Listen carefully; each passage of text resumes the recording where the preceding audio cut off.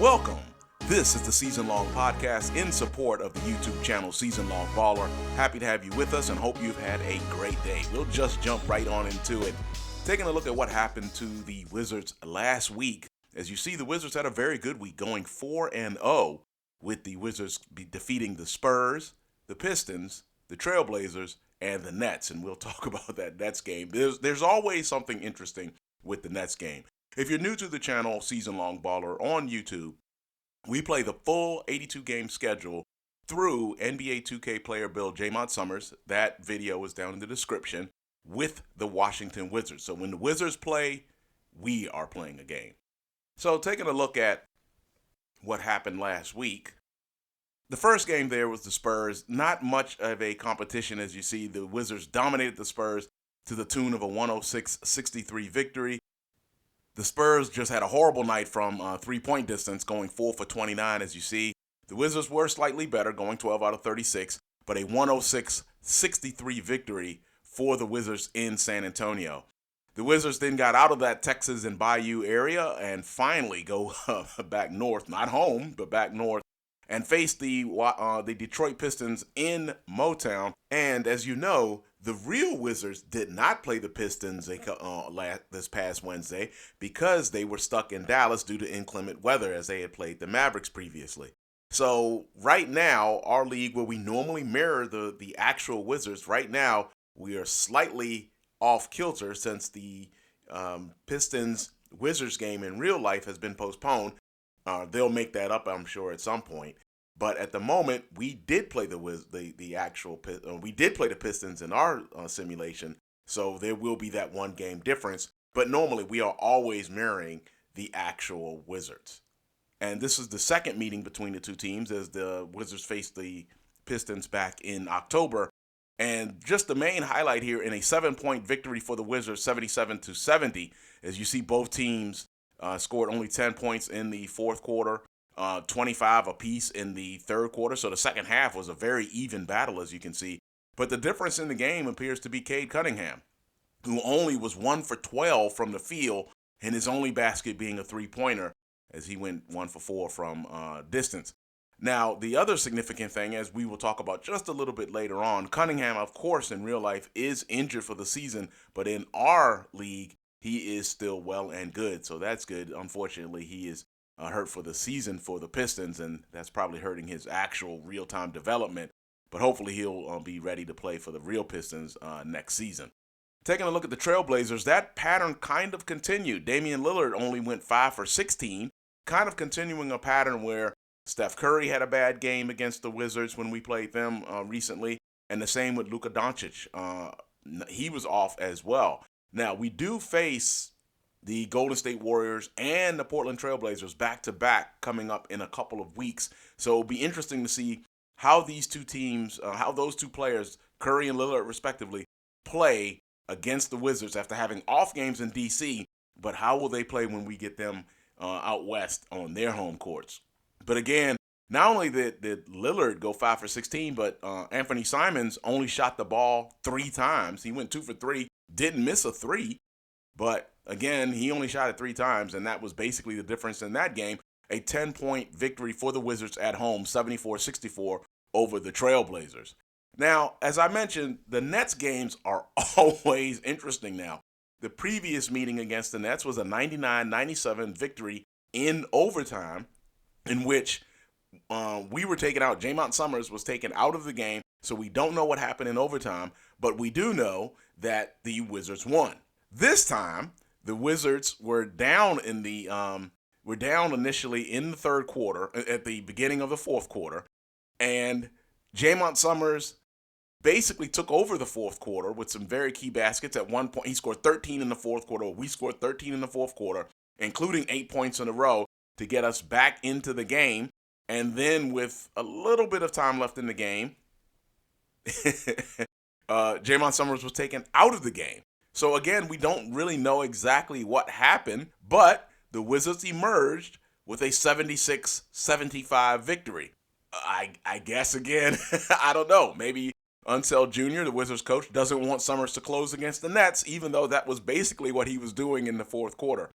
Just a couple notes here. As you notice, Kevin Durant and Kyrie Irving neither shot over 50% in the game, with Durant going 6 for 16 and Irving going 5 for 13, and both of them with an identical 2 for 7 from distance. So that was interesting. But again, 76-75 victory for the Wizards over the Nets. Right now, I think the Nets are in the 8th position in the standings.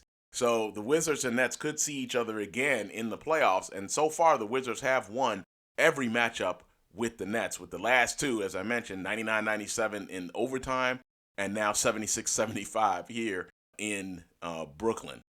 That's, again, very interesting. And you see Summerz kind of dominating again, 10 out of 17 from the field, 24 points, 5 assists, but only 1 out of 6 from distance. Taking a quick look at the MVP award races, last week or a couple weeks ago, Jaymont Summerz was in 4th place, and Kristaps Porzingis was in 2nd. But as you notice now, as the result of last week, Summerz has jumped up, even jumping over Joker. And now Summerz is in 2nd place. And actually, let me take that back. Porzingis was in 3rd, Summerz was in 4th, and Joker was in 2nd when it came to the MVP race. But now, as you see, Luka still has a stranglehold on 1st, but Summerz is now in 2nd, Joker's 3rd, Porzingis is 4th, and Trae Young right now is 5th in the MVP voting.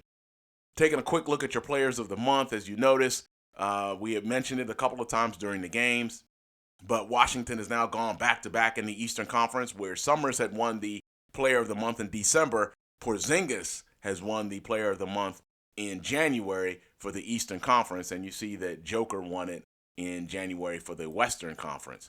Rookie of the Month in the East has been dominated by Jaymont Summerz. We have won the award November, December, and January, the last 3 months in a row, after Banchero, the number 1 overall pick in the draft, won the award in October in the East.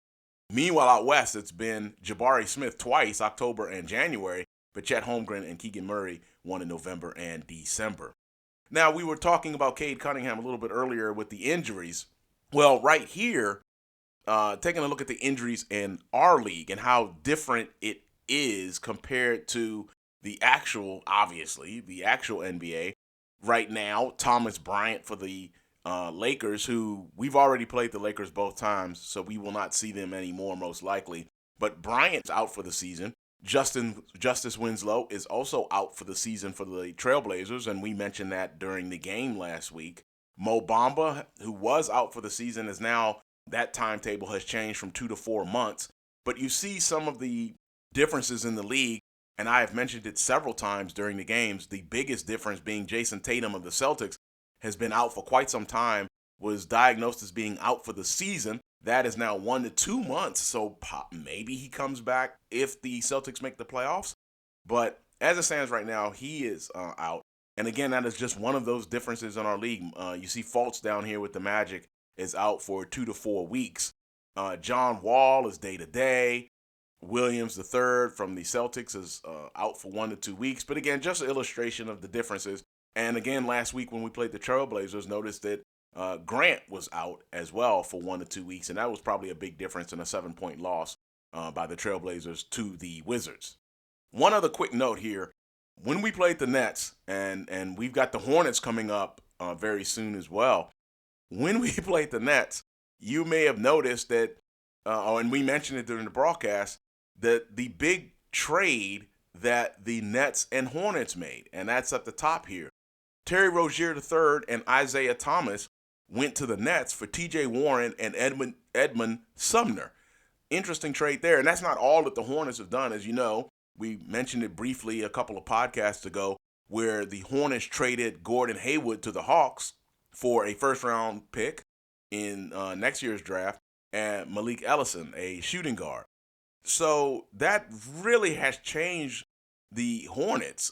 They basically lost, I guess you could argue they've lost 2 starters in Hayward and Rozier III through these trades, and T.J. Warren is probably the biggest name of consequence that they got back. So it'll be interesting to see how the Hornets look when we play them again in a couple of weeks. And just take a note of the first trade there back in December before Christmas, where the Clippers, we mentioned this in our game against the Mavericks, where the Clippers traded Kennard and Brown, Moses Brown, a center, to the Mavericks. And I don't know, Kleber coming back, I'm not sure if that's enough for that trade. But, again, Luke Kennard was playing for the Mavericks, and that was the significance there. Finally, a look at the All-Star game. Now, we know that the team captains make their selections, and the captains were Joker for the West, Giannis for the East. Now, I was going to simulate this and actually talk about it and commentate it. However, you would have had to play one of the captains or both the captains. And since we're technically not one of the captains, we are playing, of course, as Jaymont Summerz from the Wizards. I didn't think it was right that I would be making the selections. So I let the computer go ahead and simulate that, and you can see how this shook out. You can see your starters over here: Joker, James, Leonard, Doncic, and Morant for the West. And for the East, it's Giannis, Harden, Embiid, Durant, and Trae Young, rounding out their five. You can take a look there at the reserves for the East in this case, or really for Team Giannis. It's Curry, Lillard, Butler, Karl-Anthony Towns, Porzingis, DeRozan, and Zach LaVine. And the reserves for Joker are Davis, Irvin, Anthony Davis, Kyrie, Booker, Devin Booker, Donovan Mitchell, Paul George, Bam Adebayo, and Sabonis from the Kings. One of the things to mention, obviously, we didn't make the All-Star team. I'm expecting, they haven't named it yet, but I'm expecting him to be in that Rising Stars, and that's being Jaymont Summerz. However, Porzingis makes the All-Star team, as you may have noticed me mentioning him. So he makes the All-Star team from the Wizards, and that's pretty interesting since the Wizards right now in our league do have the best record in the league. Right now, we'll go ahead and take a look at our Jaymont Summerz play of the week. Summerz is right on it. Over to Rozier. He'll take another three. He'll miss. Kuzma had his hands on it, but was unable to control it. And Summerz with the steal on Irving. He'll go in for the dunk. Oh, with the flashy dunk.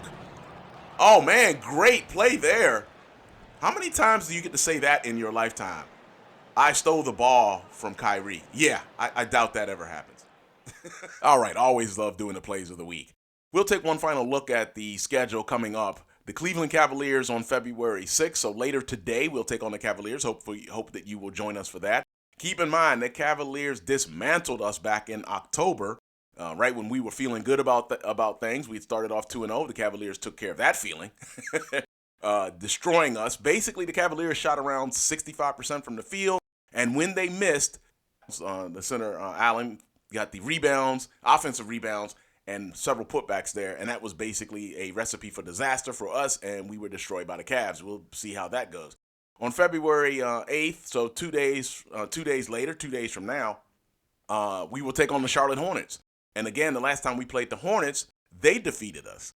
However, as I just mentioned with the trade stuff, this is a different Hornets team that we will see without Terry Rozier III, and I think that's pretty significant. So we'll see how well the Hornets play.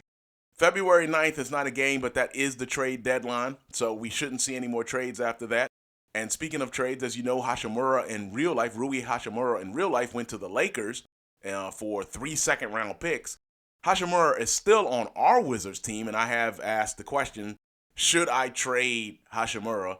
I'm letting the computer handle the trades, but should I trade Hachimura since he's no longer on the Wizards in real life? But the trade deadline is this week. So on Thursday. So we would have to hurry up and make a decision on that. We end out the week against the Indiana Pacers. Those are always tough games. So that will be our week. We've got 3 games this week, but significant because the trade deadline is also here, also coming up this week. And as you noticed up there on February 5th, that was the All-Star selections. So that's going to do it for Season Long Baller. Thank you for listening to Season Long Podcast number 14. Hope to see you later against the Cleveland Cavaliers and the rest of our games this week as we take on the Hornets and the Pacers at home. So it'll be good to get some home games and playing the Cavaliers at home this time as well later on today. That's going to do it for Season Long Baller. Thank you for listening and watching. Peace.